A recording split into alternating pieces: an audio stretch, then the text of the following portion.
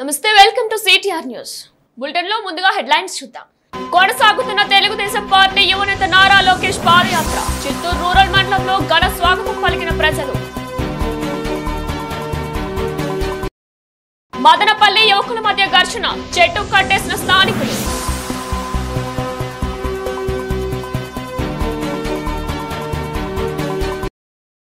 యువగలాన్ని పోలీసులు అడ్డుకుంటున్నారు. మాజీ మంత్రి అమర్నాథ్ రెడ్డి ఆరోపణ.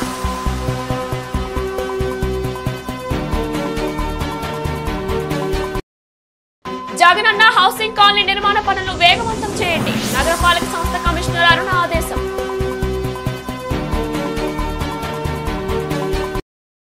చిత్తూరు నగరపాలక పరిధిలోని జగనన్న హౌసింగ్ కాలనీలో గృహ నిర్మాణ పనులు వేగంగా జరిగేలా హౌసింగ్ అధికారులు, అమ్యూనిటీ కార్యదర్శులు సమన్వయంతో పనిచేయాలని నగర కమిషనర్ డాక్టర్ జె అరుణ చెప్పారు. కమిషనర్ బుధవారం ఉదయం దొడ్డిపల్లి హౌసింగ్ లేఅవుట్ సందర్శించారు. ఈ సందర్భంగా లేఅవుట్ లో జరుగుతున్న ఇళ్ల నిర్మాణాలపై సంబంధిత అమ్యూనిటీ కార్యదర్శులు, హౌసింగ్ అధికారులతో సమీక్ష నిర్వహించారు. బిఎల్ స్టేజ్ లో ఉన్న గృహాలపై ప్రత్యేక దృష్టి సారించాలని ఆదేశించారు. పనులు నిరంతరం జరిగేలా చూడాలని, మార్చి 15 కల్లా ఇళ్ల నిర్మాణాలు పూర్తి చేయించాలన్నారు. అనంతరం నిర్మాణ పనులు జరుగుతున్న పలు గృహాలను తనిఖీ చేశారు. లబ్ధిదారులతో మాట్లాడి వారి అవసరాలను అడిగి తెలుసుకున్నారు. ఇళ్ల నిర్మాణానికి అవసరమైన సహకారాన్ని వేగంగా అందించాలని అధికారులను ఆదేశించారు. కార్యక్రమంలో నోడల్ అధికారి MHO doctor Lokesh, housing AE Sridhar, supervisor అధికారులు లోకనాథం, అదము అమ్యూనిటీ కార్యదర్శులు పాల్గొన్నారు. తెలుగుదేశం పార్టీ యువనేత నారా లోకేష్ తలపట్టిన యువగలం పాదయాత్ర చిత్తూరు నియోజకవర్గంలో కొనసాగుతుంది. ఇవాళ రూరల్ మండలంలో రైతులతో సమావేశమయ్యారు. తెలుగుదేశం పార్టీ రైతు పక్షపాతి అని తెలిపారు. నారా లోకేష్ పాదయాత్ర చిత్తూరు రూరల్ మండలంలో కొనసాగుతుంది. కృష్ణాపురం గ్రామంలో రైతులతో లోకేష్ ముఖాముఖి మాట్లాడారు. చంద్రబాబు రైతు కుటుంబం నుండి వచ్చారని, రైతు సమస్యలపై చంద్రబాబుకు పూర్తి అవగాహన ఉందన్నారు. ప్రస్తుతం ప్రభుత్వ విధానాల వల్ల వ్యవసాయం లాభసాటిగా లేదన్నారు. జగన్ 2019 ఎన్నికల్లో అబద్ధాలు చెప్పి అధికారంలోకి వచ్చారని విమర్శించారు. రాష్ట్రంలో వ్యవసాయ రంగం సంక్షోభంలో ఉందన్నారు. అబద్ధాలు చెప్పడానికి జగన్ పాదయాత్ర చేశారని చెప్పారు. ఏపీ రైతులు ఆత్మహత్యల్లో దేశంలోనే 3వ స్థానంలో ఉందని తెలిపారు. మేము ఇచ్చిన ప్రతి హామీకి కట్టుబడి ఉంటాం, చెప్పింది చేస్తానని లోకేష్ రైతులకు తెలిపారు. చిత్తూరు రూరల్ మండలంలో లోకేష్ పాదయాత్రకు భారీ స్పందన లభించింది. ప్రతి గ్రామంలోనూ టీడీపీ కార్యకర్తలు, సానుభూతి పరులు ఘన స్వాగతం పలికారు. నర్సింగ్ రాయలపేట సమీపంలో నారా లోకేష్ ప్రజలను ఉద్దేశించి ప్రసంగించారు. ఈ పాదయాత్రలో మాజీ మంత్రి అమర్నాథ్ రెడ్డి, ఇతర టీడీపీ నేతలు పాల్గొన్నారు.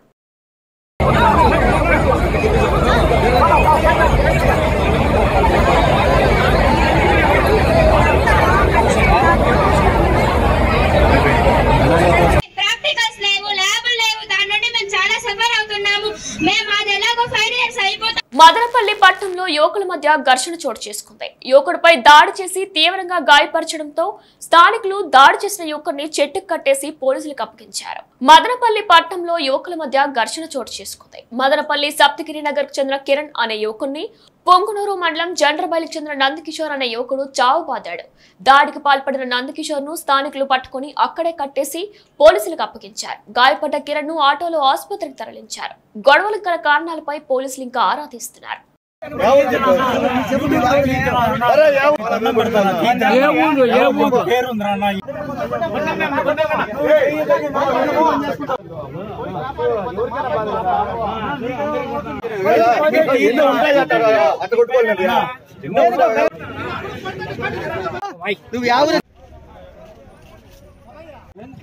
కొడతాను అదే పని పట్టుకుని ఎవరు అడ్డం రారు అనుకున్నారా? కొట్టండి.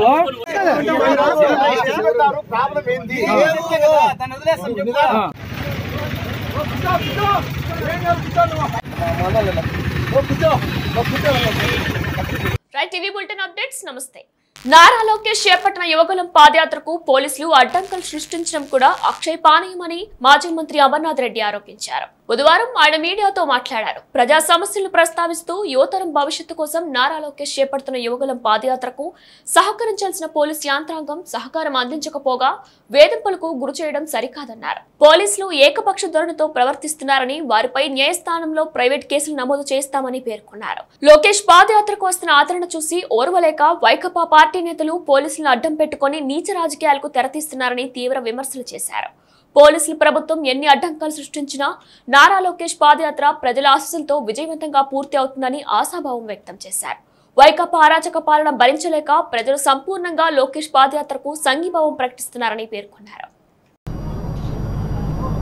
జగన్మోహన్ రెడ్డి పోలీసులు వీళ్ళిద్దరితో పోరాటం చేసి తిరిగేటువంటి పరిస్థితి ఈరోజు కల్పిస్తున్నారు. ఎందుకంటే అటు కుప్పం నుంచి స్టార్ట్ అయితే పలమనేరు కానీ బంగారుపాలెం కానీ నిన్న చిత్తూరులో కూడా ప్రజలు వస్తూ ఉంటే అక్కడ ఉన్నటువంటి గ్రౌండ్ నిండిపోయిందని బయట పంపించిన సందర్భాలు చెప్పాం, మైక్లో కూడా చెప్పాం. ఈరోజు మరీ దారుణంగా ఏదైతే ఈరోజు చిత్తూరు రూరల్ మండలంలో పాదయాత్ర జరిగిందో నరసింగరాయనపేట దగ్గర మళ్ళీ కూడా పోలీసులు వచ్చి అడ్డుకున్నారు. పోలీసులకు గత 5 రోజుల క్రితమే వాళ్లకు పర్మిషన్స్ కోసం అప్లై చేశాం.